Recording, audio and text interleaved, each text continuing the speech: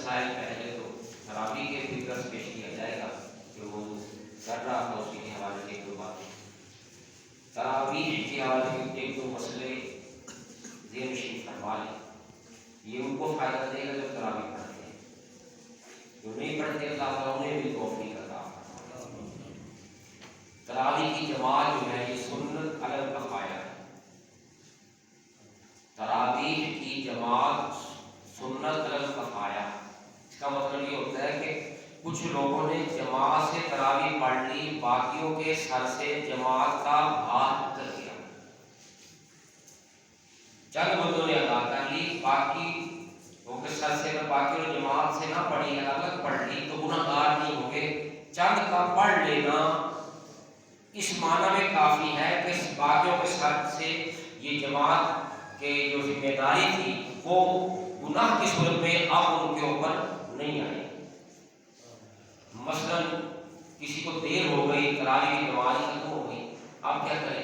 اب وہ اکیلے پڑھ لیں، اب وہ اکیلے نماز تراویح پڑھ سکتا ہے تو اس کو چاہیے پڑھ لیں، کیونکہ جماعت نہیں ملی تو الگ بھی نہیں پڑھ سکتا. ایک مسئلہ یہ آتا ہے کہ کئی مرتبہ عشاء کے ٹائم بندہ پہنچا تو جماعت ہی ہو چکی تھی عشاء کی، تو اب آیا اب کیا کرے؟ آگے تراویح شروع ہو گئی، اب وہ تو آیا ہے، پہلے اس عشاء بھی نہیں پڑھی تو اس کے لیے حکم ہے پہلے عشاء کی نماز پڑھے. عشاء کی نماز پڑھ کے اب جہاں تراویح پہنچی ہے ساتھ مل جائے، جتنی پڑھی جائے پڑھ لے، بقایا جو بچ جائیں وہ بعد میں قضا کر لے. قضا کا مطلب یہ دوبارہ ادا کر لے جب نماز جماعت مکمل ہو جائے. پھر اس میں یہ مسئلہ آتا ہے کہ جس کی جماعت نہیں تھی ملی جس کو عشاء کی، وہ وتر کیسے پڑھے؟ وتر جماعت سے ہوتے ہیں، تو اس میں یہی ہے کہ اگر اس نے جماعت سے نماز بھی الگ پڑھی ہے تو وتر بھی الگ پڑھ لے. اگر کوئی جماعت سے نہیں پڑھ لے گا تو گناہگار نہیں ہوگا. تو یہ چند مسائل جو میں نے خود اپنے ایک سے سوچے شاید ضرورت ہو، مطلب پوچھے کسی نے نہیں، کیونکہ فرمایا گیا پوچھنے سے علم بڑھتا ہے. تو کوشش کریں اس چیز کو دور کریں، اس جگہوں پہ انشاءاللہ فائدہ ہوگا. جو آپ بندہ پوچھتا ہوگا وہ باقی بچوں سے علم میں آگے ہوگا. یہ بات جو ہے سمجھ میں آنے والی ہے. تو المختصر ایک مسئلہ یہ کہ تراویح ہوتی ہے نا تو وہ جلدی کا ٹائم ہوتا ہے. امام جو مصلی پہ ہوتا ہے کئی مرتبہ تکبیر کہنے میں کچھ وقفہ کر دیتا ہے، پانی پینے لگ گیا یا کچھ بات کچھ بھی ہو، کچھ دیر میں وہ اللہ اکبر کہہ کر اللہ اکبر کہنا چاہتا ہے، پیچھے مقتدی جلدی جلدی اس سے پہلے اللہ اکبر. اگر امام کے اللہ اکبر سے پہلے مقتدی نے اللہ اکبر کہہ دیا اس کی نماز شروع بھی نہیں ہوگی. تو احتیاط کیا کر اس موقع پر کہ جب نماز پڑھ رہے ہیں پیچھے تو کوشش کر لیں کہ امام تسلی سے تکبیر کہہ لے پھر پیچھے آپ کی. تو باہر چھوٹی چھوٹی باتیں. ایک چیز یہ بھی یاد رکھیں، نماز کا مسئلہ بیچ میں آ گیا کہ جب آپ نماز اکیلے پڑھیں تو اتنی آواز سے پڑھنا ہوتا ہے کہ اپنے کان سن. کئی بندے نماز پڑھ رہے تھے خاموش، تلاوت کا ٹائم ہے، قراءت کا ٹائم ہے، جب لب بند ہے دل میں پڑھ رہا ہے، نماز نہیں ہوگی، نماز نہیں ہوگی. یہ شرعی مسئلہ ہے، یہ میرا مسئلہ نہیں ہے. قراءت اتنی آواز سے کرنی ہے اپنے کان سننے. الگ پڑھنے کی بات کرتا ہوں، امام کے پیچھے تو امام نے پڑھنی ہے، امام کو پڑھے گا، لیکن آپ الگ نہ پڑھتے ہو. اچھا امام کے پیچھے آپ تحیات پڑھنی ہے، آپ نے واجب ہے آپ نے اتنی آواز سے کہ اپنے کان سن لیں. اگر اس سے اگر بول کیفیت ہوئی کہ اس الفاظ سے نہیں پڑھا، دل میں پڑھا، نماز نہیں ہوگی. واجب کے ترک سے نماز واجب الادا ہو جائے گا، مکروہ تحریم ہو جائے گا. تو باہر ایک مسئلہ میں یہ تھا. تو جب بھی نماز پڑھے اپنے الفاظ بنے، آواز بنے، کانوں تک پہنچے، اس کا خیال کریں. آج کے اتنے مسائل جو تھے وہ یاد رکھیں، اور مزید کو چاہیے وہ علم میں اضافے کے لیے معلومات کی جا سکتی ہیں. تو کل ہم نے یہ آیت مقدسہ پڑھی تھی، یسألونک ماذا ينفقون. حضور کی بارگاہ سے سوال ہوا، حضور ہمیں بتائیں ہم کس پہ خرچ کریں، کن پر ابتدا کریں خرچ کریں. رب کریم محبوب آپ کے غلام پوچھتے ہیں تو جواب میں مالک دیتا ہوں. قل ما انفقتم من خیر فللوالدین. محبوب آپ نے فرما دیجیے کہ اگر تم خرچ کرنا چاہتے ہو تو سب سے پہلے اپنے والدین پہ خرچ کرو، سب سے پہلے اپنے والدین پہ خرچ کرو. اتنی وضاحت آپ سن چکے ہیں والدین کے حوالے سے، والدین سے ابتدا کریں. میں نے یہ بھی عرض کیا تھا کہ گھر میں کوئی چیز آئے پہلے والدین کے لیے آئے. اس کی برکتیں آپ دیکھیں گے. یہ بخاری شریف میرے سامنے حدیث غار بڑی مشہور ہے. کیا ہے کہ 3 دوست سفر میں جا رہے تھے. جاتے جاتے آندھی چل پڑی, بارش آ گئی, ایک غار کے اندر پناہ لے لی.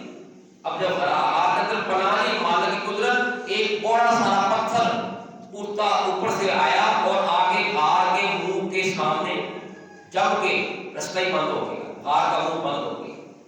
وہ تینوں اندر سے, بارش کا تھا معاملہ, اب دروازے کو غار کا منہ بند ہو گیا پتھر سے. اب 3 دوست ہیں بیٹھے یہاں پر, مشورہ کیا کیا بنے گا, اتنا بڑا پتھر کیسے رستہ کلیئر ہوگا. تو انہوں نے مشورہ کیا ایسے کرتے ہیں کہ ہر کوئی اپنی اپنی نیکی یاد کرے, اس نیکی کو اللہ کی بارگاہ میں پیش کرے. یا اللہ اس نیکی کا صدقہ یہ مصیبت جو آئی ہے, غار کا منہ بند ہو گیا, اپنی رحمت سے رستہ کھول دے. اب 3 دوست تھے. اب ان میں سے ایک نے کہا, اور تینوں باتیں پیش کر رہا ہوں اس کی نصیحت کے ساتھ. اس نے ایک نے کہا یا اللہ میں فلانا میری عزیزہ تھی جس سے مجھے محبت ہو گئی, پھر میں نے اسے پیغام محبت بھیج دیا.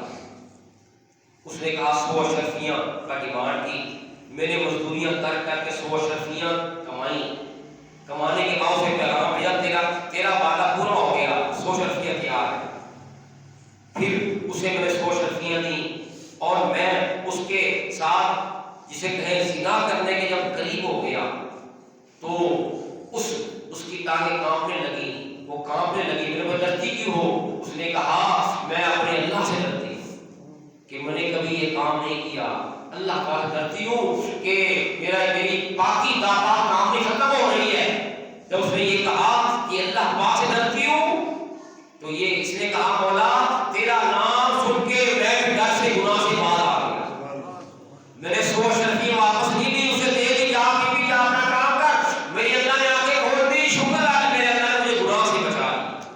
یا اللہ تو گواہ ہے, اگر وہ گناہ میں نے تیرے لیے چھوڑا تھا, میں گناہ کرنے پہ بالکل جسے کہیں راضی ہو چکا تھا, میرے لیے کرنا مشکل نہیں تھا, لیکن تیرا نام سنا مولا, میں دل میں کبھی تاری خوف تاری ہوا تو میرے گناہ چھوڑ دیا. یا اللہ اگر تیری رضا کے لیے کیا تھا تو آج مہربانی کر اس مصیبت کو ٹال دے. اس نے یہ وسیلہ پیش کیا اپنے نیک اعمال کا, تھوڑا سا پہاڑ کا اوپر غار کا پتھر تھا, پتھر وہ تھوڑا سیرت کیا, ہل گیا. اب دوسرے نے اپنی بات پیش کی, اس نے کہا مولا ایک مزدور میرے کام کے لیے رکھا تھا, جب مزدوری ملنے کا ٹائم آیا وہ چلا گیا لیے بغیر, اس کی مزدوری تو میرے پاس تھی. میں نے کیا کیا, اس کی مزدوری کو کام میں لگا دیا, کاروبار, اس سے کاروبار کیا, اس کی مزدوری میں اضافہ ہو گیا, پیسے بڑھ گئے. میں نے اس سے اس کی بکریاں خرید لی, پھر میں نے اس کے جانور خرید لیے. پھر ایک وقت آیا میرے پاس کہا اللہ کے بندے میری اس دن کی مزدوری تو مجھے دے دے, مجھے ضرورت پڑ گئی ہے. اس نے کہا وہ جو لیبر ہے نا جانوروں کا وہ سارا ہی دے رہا ہے, وہ ساری تیری مزدوری.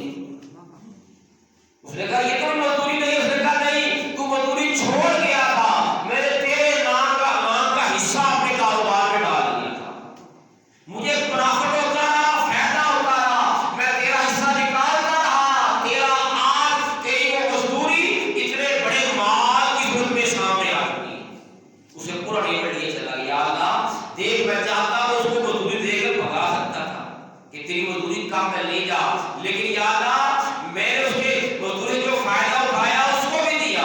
یا اللہ اگر میں نے تیری رضا کے لیے یہ کام کیا تو یا اللہ اگر تجھے یہ نیکی قبول ہے تو آج مصیبت کو ٹال دی. پھر وہ پتھر جو تھا وہ اپنے مقام سے ہل گیا. میں بتانا ہی چاہتا ہوں کبھی کوئی پریشانی بھی آ جائے نا تو بندہ اپنی نیکیوں کو یاد کر کے عرض کرے یا اللہ اگر وہ نیکی قبول ہو گئی ہے تو یا اللہ میری رحمت فرما. یہ بھی ایک طریقہ وسیلہ اپنے اعمال کا پیش کرے. تو پھر صرف آپ تیسرا جو تھا نا, تیسرا وہ اس کو اصل میرا موضوع یہ تھا. تیسرا شخص کہتا ہے کہ اے مولا کریم میں چرواہا تھا, میرے بوڑھے والدین تھے, جب میں گھر آتا دودھ دھوتا بکریوں کا تو سب سے پہلے دودھ اپنے ماں باپ کو پیش کرتا. حالانکہ میرے چھوٹے چھوٹے بچے تھے لیکن میں بچوں کو دودھ نہیں دیتا تھا, پہلے اپنے ماں باپ کو دودھ پیش کرتا تھا. ہم غور کر لیں, ہم خود دودھ کے ڈبے میں ڈبے پی رہے ہیں, باپ بیٹھا ہے, پوچھتے نہیں باپ, ماں بیٹھی ہے بھوکے نہیں ہیں، اپنے کھانے کی فکر ہے، اپنا پتہ ہے کہ میرے کھانا ہے، او بھائی تجھے کیا پتا، اور تجھے مالک نے ماں باپ دیے، ماں باپ نے قربانیاں دے دے کر اپنے پیٹ کاٹ کاٹ کے تیری خواہشیں پوری کی. باپ کی جوتی ٹوٹی ہوگی لیکن بیٹے کو جوتی نئی جوتی لگائی ہوگی. باپ کپڑے پھٹے ہی تو چیک کر لیجیے گا والدین کے کپڑے کیسے ہوتے ہیں اور بیٹوں کے کپڑے کیسے سلوائے جاتے ہیں. ہم نے سوچا کہ شاید نہیں ہمارے والدین نے کچھ نہیں کیا، جو سے تو اپنے اولاد کے لیے کر رہا ہے اس سے بڑھ کر تیرے والدین نے تیرے لیے کیا تھا. تجھے اولاد پیاری ہے، ایسی ماں باپ کو بھی پیاری تھی، تو پیارا تھا. آج وہ کہتا ہے ماں باپ نے محبت تجھ سے نہیں کی. نہیں سن لے، حدیث شریف میں آتا ہے عرض کیا مولا وہ بوڑھے تھے، میں جب گھر آتا تھا پہلے ماں باپ کو کھلاتا تھا پھر بچوں کو کھلاتا تھا. اب دور وہ آ گیا کہ پہلے بچوں کو کھلایا جاتا ہے. اس میں شہید اور مقتل کوئی ایسی چیز بھی نہیں ہے جسے گناہ کہا جائے، لیکن دیکھو اس کی محبت اور تعظیم نے اسے کہاں پہنچا دیا. اب کیا ہوا تو مولا ایک مرتبہ ایسا ہوا مجھے کام سے دیر ہو گئی، سارے گھر والے سو گئے. اب میں جب آیا دودھ دھویا بچے میرے جاگ رہے تھے، ماں باپ سو گئے. اب بچوں نے کہا ہمیں دودھ دو، بچے میری جو حالت تھی پہلے ماں باپ کو دینا. مولا تو گواہ ہے ماں باپ سوتے رہے، میں دودھ کا پیالہ لے کر ماں باپ کے پاس کھڑا رہا اور میرے بچے میرے پاؤں پڑ کر روتے رہے، لیکن میں نے اپنے ماں باپ کی خدمت کے حوالے سے یہ انداز اختیار کیا. فجر تک میں کھڑا رہا، پہلے میرے ماں باپ پیے گئے پھر میری اولاد پیے. پہلے میرے ماں باپ پیے گئے پھر میری اولاد پیے گی. یا اللہ اس کے لیے نیکی کی تھی، اگر تو نے قبول فرما لی ہے تو یا اللہ اس مصیبت کو ڈال دے. وہ غار کا منہ کھل گیا، وہ اپنے سفر پر روانہ ہو گئے. نیک اعمال کے وسیلے سے کام بن گیا. میں بتانا چاہتا ہوں جس نے اپنے والدین سے پہل کی اس کی نیکی کو اللہ پاک نے کیسے قبول فرما لیا. تو سوچو ماں بھوکی بیٹھی ہو اور خود آپ کھانا کھا رہے ہو، مائیں بیٹھی ہے بھوکی ایسے، بھائی میں ایسے بات نہیں کر رہا، ماں بھوکی بیٹھی ہے، ماں سے پوچھا ماں کھانا کھایا ہے؟ پوچھ تو لو، کھلانا تو بڑی دور کی بات ہے، پوچھ تو لو کہ حضور کھانا کھا لیا، پانی پی لیا، دوائی کھا لی، کوئی چیز ضرورت تو نہیں ہے. میں جانتا ہوں آپ بھی جانتے ہوں گے ایسے اولاد موجود ہے جو اپنا کھانا لا کر اندر کمرے میں جا کر کھاتی ہے، اب پھر پتہ نہ لگ جائے ماں پتہ نہ لگ جائے کی کھائے. اللہ کے بندے یاد رکھ، آج تو اپنے والدین کے ساتھ یہ سلوک کر رہا ہے، کل تیری اولاد تیرے ساتھ یہ سلوک کرے گی. پھر تجھے اگر لگانے آئے گی کہ میں نے کیا کیا. اپنے والدین کی قدر کر لو. فرمایا تم نے جب خرچ کرنا ہے، اللہ نے مال دیا ہے، پہلے اپنے ماں باپ پہ خرچ کرو. یا اللہ پھر خرچ کرنے سے کیا ہوگا؟ فرمایا جو والدین پہ خرچ کرے گا ہم اس کی روزی میں برکت عطا فرما دیں گے. آپ کو جو بندہ کامیاب نظر آتا ہے دنیا میں دیکھ لیں، کاروباری بندہ ہو، مال کے حوالے سے ہو، صحت کے حوالے سے ہو، اللہ کی رحمت کا معاملہ اس کے ساتھ تبھی ہے اس کے والدین کی دعائیں اس کے ساتھ. دکھاتے نہیں گاڑیاں پجارو میں لکھا ہوا ہے میرے ماں باپ کی دعاؤں کا نتیجہ ہے. میرے ماں باپ کی دعائیں جس کی برکت سے میں یہاں تک پہنچا ہوں. جو اپنے والدین کی اس محنت کی قدر کرتا ہے اللہ تعالیٰ اسے رنگ لگا دیتا ہے. معلوم ہوا کہ اپنے نیک اعمال کے وسیلے سے دعا کرنا یہ بالکل جائز ہے. اب اگلا پوائنٹ سن لیں، ایک ہے نیک اعمال اور ایک ہے نیک ہستیوں کے ذریعے اللہ کی بارگاہ سے مانگنا. نیکوں کے ذریعے اپنے رب سے مانگنا یہ بھی اس سے جائز ہوا، کیونکہ اعمال ہم نے کیے تو اس کے بارے میں یقین تو نہیں نا قبول بھی ہے کہ نہیں. نماز پڑھی ہے ہم نے ابھی، کسی کو پتہ ہے قبول ہو گئی؟ ہمیں تو نہیں پتہ، ڈر ہے پتہ نہیں قبولیت کا درجہ تو بہت بلند ہے، کہیں اللہ تعالیٰ سے رد فرما کر ہمارے منہ پہ نہ دیکھوا دے. لیکن ہمیں پتہ نہیں ہے. لیکن ان نیکیوں کو جن میں شک ہے، پتہ نہیں قبول ہے نہیں، ان کا وسیلہ جائز ہے. تو سوچو میرے آقا کے وسیلے سے کوئی دعا مانگے، میرے آقا کی بارگاہ اور میرے آقا کی ذات تو وہ ذات ہے کہ جو رب کریم کی محبوب ذات ہے، جن کی محبوبیت میں شک نہیں ہے، جن کی قبولیت میں شک نہیں، پک ہے. حضور کے صدقے سے جو دعا مانگی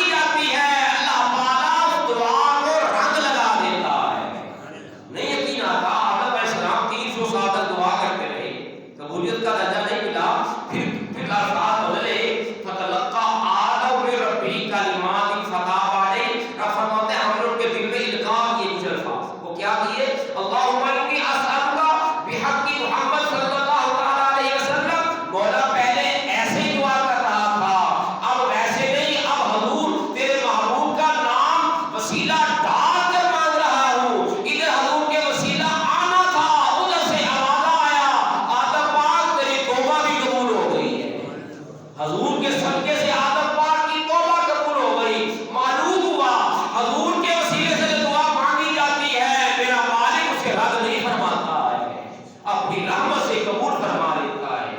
نہیں نہیں، اگلی بات سنو، لوگ تو حضور کی ذات میں شک کرتے ہیں، حضور وسیلہ نہیں بن سکتے، حضور شفاعت نہیں کر سکتے، معاذ اللہ، استغفر اللہ، اللہ کی پناہ مانگتے ہیں۔ سنو میرے آقا نے کیا فرمایا، آخری جملہ ہے بس، میرے آقا پاک نے فرمایا جو کچا بچہ ماں کے پیٹ میں تھا، ابھی پورا مکمل نہیں ہوا تھا اور فوت ہو گیا، اور نامکمل تھا اور وہ مکمل نہیں ہوا، کوئی معاملہ ہو گیا، تو فرمایا قیامت والے کچا بچہ دنیا میں نہیں آیا، ماں کے پیٹ سے روانہ ہو گیا،